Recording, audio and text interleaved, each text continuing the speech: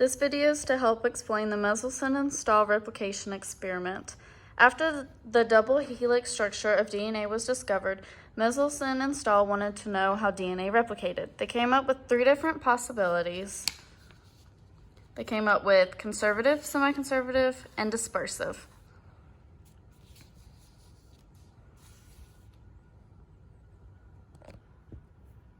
With conservative, you have the original DNA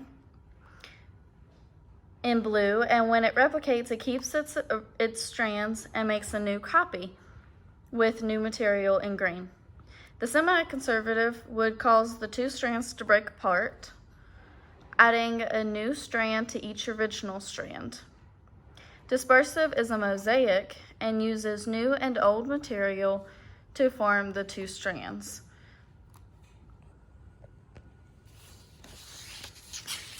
For their experiment, they started off with E. coli in a medium of 15 N, and then after a few generations, they switched it to 14 N.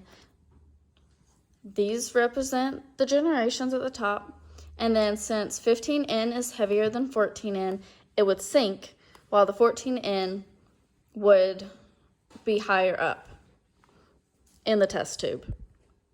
If it was conservative, then you would have 100% of the original DNA, and then after each generation, you would keep the same amount of the original DNA down here at the bottom, and create all the new DNA would be at the top as the 14N.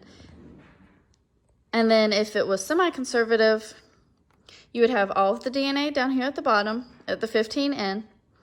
And then because they break apart and add a new one to each strand, 100% of it would be in between 14 and 15N.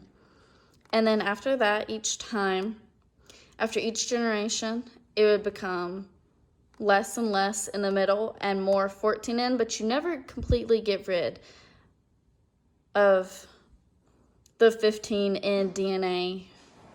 So you'll still always have some between the 14 and 15N. And then for dispersive, all the DNA would start in the middle, and since it's a mosaic, all the DNA would be somewhere between the 14 and the 15N.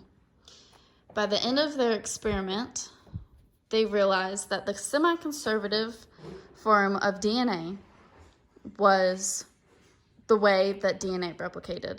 It was semi-conservative because they never fully got rid of the DNA that was between the 14 and 15N,